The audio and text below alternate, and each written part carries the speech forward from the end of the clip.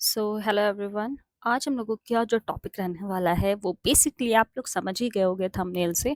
It's all about कि आखिर आपको एसबीआई पीओ का फॉर्म भरना चाहिए कि नहीं भरना चाहिए। ठीक, नोटिफिकेशन आ चुकी है, एलिजिबिलिटी भी है और लास्ट डेट भी नियर बाय आ रही है। So this is what I think is कि before filling the form you should be aware of कि हाँ, आपको ये पेपर भरना है कि नहीं। क्योंकि let me be clear with this thing कि बहुत से लोग होते हैं क्योंकि उनका काम होता है हाँ कि उन्हें पेपर भरना है, नोटिफिकेशन आया है और जितने भी आएंगे नोटिफिकेशन पूरे सीजन पे उन्हें वो सारे फॉर्म्स भरने हैं, वो उनका काम है। ठीक है, लेकिन मैं उनकी बात कर रही हूँ बेसिकली जो सीरियस स्टूडेंट्स होते हैं, ठीक, जिनको सिर्फ फॉर्म भरना नहीं है, उनको पेपर निकालना भी है।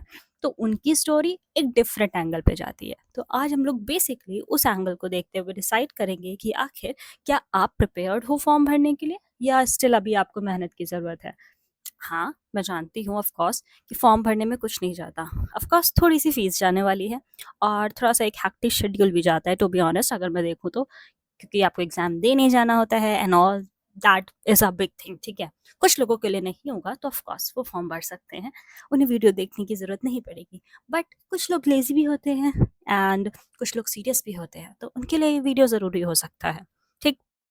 तो बात तो ऑफ कोर्स अब आ चुकी है, लास्ट डेट ऑफ कोर्स आपको सभी को पता होगी कि इट्स क्या कहते हैं 8th ऑफ जुलाई। ठीक, और आज ऑलरेडी 30 जून है, यानी कि बेसिकली 8 दिन बचे हैं। ठीक है, अब ग्रेजुएशन और एलिजिबिलिटी और वो सब तो आपको डेटा पता ही होगा।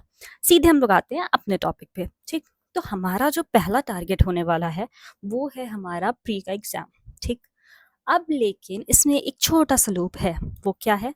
हो सकता है यहाँ पे बहुत से ऐसे लोग हों जिनका जिन्हें ऐसा लग रहा हो कि उनका प्री एकदम सॉर्टेड क्लियर है। ठीक है, उन्हें सब आता है and they are ready for it. ठीक है, तो उन लोगों के लिए मैं ये कहूँगी कि रुको ज़रा, एक सेकेंड सोचो। तुम्हारा प्री पूरा तैयार है तो इट मीन्स वाओ। ठीक है, लेकिन अगर तुमने अभी तक जीए को पढ़ना शुरू नहीं करा है तो it's a red sign of course, क्योंकि प्री तो ऑफ कोर्स निकल जाएगा, कोई डाउट नहीं है। लेकिन उसके बाद जब हमें मेंस देना होगा और अगर आप मेन से डिस्क्वालीफाई होते हो ना, तो बहुत गंदा बुरा लगता है। ठीक है, क्योंकि लगता है अरे मैं तो बस I was about to get my seat and now again I am standing at the same place. ठीक, तो सबसे पहला काम ये करो कि अपना प्री तैयार है, बहुत अच्छी बात है। अगर तुम सॉर्टेड हो कि हाँ सब कुछ आता है तो कुछ नहीं करना है, बस अपने कॉन्सेप्ट को रिवाइज करते रहना है, अपना प्री का प्रिपरेशन प्रॉपर रखना है, मॉक्स देने हैं। बट हाँ, साथ में अभी से जीए ऐड कर लो। ठीक है, जो कोई भी कहता है कि अगर आपके सारे सेक्शंस स्ट्रांग हैं कुछ नहीं भी है तो चल जाता है, टू बी ऑनेस्ट नहीं चलता है। और अगर आप में से किसी ने पेपर दिया हो प्री, फिर उसके बाद वो मेंस देने गए हों और फिर उनको जीए नहीं आती थी, उन्होंने मग इट अप करने की कोशिश करी हो और फिर at the end of the day पता चलता है कि ओ नो, मेरा पेपर तो फेल हो गया। ठीक है, so that's horrible. So to avoid that, unnecessary drama, it's better that you start studying that GA portion from now onwards only. थोड़ा थोड़ा पढ़ो, मैं ये नहीं कह रही बहुत ज़्यादा लेंदी पढ़ो, बट हाँ एटलीस्ट उसे एक रूटीन में डालो। ठीक है, eight the same time try करो, इट्स पीओ ऑफ कोर्स, तो हाई लेवल क्वेश्चंस होते हैं, तो हाई लेवल क्वेश्चंस की भी प्रैक्टिस करो। मैं ये नहीं कह रही आउट ऑफ सडन एकदम मेंस प्रिपरेशन शुरू कर दो, बट द थिंग इज कि मान लो परसेंटेज है तो उसका मीडियम लेवल हाई लेवल सारा क्वेश्चंस आना चाहिए। अब मेन टॉपिक पे आए अगर, तो द थिंग इज कि सबसे पहले ये देख लो, मेंस का पैटर्न तो ऑफ कोर्स पता ही होगा। इन सब के साथ जो एक और इम्पॉर्टेंट काम करना है वो ये है कि आपको अपना एडिटोरियल रीडिंग जो है वो स्टार्ट कर देना होगा। उसके दो प्रॉफिट है ऑफ कोर्स। पहला कि प्री में भी इंग्लिश बहुत अच्छी वाली लेवल की आती है। ठीक है, दूसरी बात ये कि आपका मेंस का लेवल के लिए भी वो बेटर रहेगी और आप जितनी ज़्यादा अच्छे से रीडिंग करोगे आपका डिस्क्रिप्टिव उतना ही आसान हो जाएगा आपके लिए, क्योंकि डिस्क्रिप्टिव भी एक इम्पॉर्टेंट पार्ट है आपके पेपर का।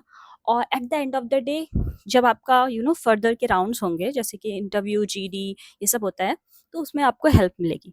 तो दो चीज़ें आज से फ्रॉम टुडे ओनली आपको स्टार्ट कर देनी है, that is your editorial and the GA section. ठीक, अब जीए सेक्शन में आप पहले स्टैटिक पढ़ते हो या फिर आप अपना करंट अफेयर पे जा रहे हो, वो आपको है अपना। ठीक है, करंट अफेयर पढ़नी ही है ऑफ कोर्स, वो दोनों का मिक्सचर एडिटोरियल करंट अफेयर, ये एकदम बेस्ट थिंग है जो आप कर सकते हो कोई भी पेपर क्वालिफाई करने के लिए। ठीक है, अब बात कर लेते हैं कि हाँ फॉर्म भरना है कि नहीं। ठीक, बैक टू द टॉपिक।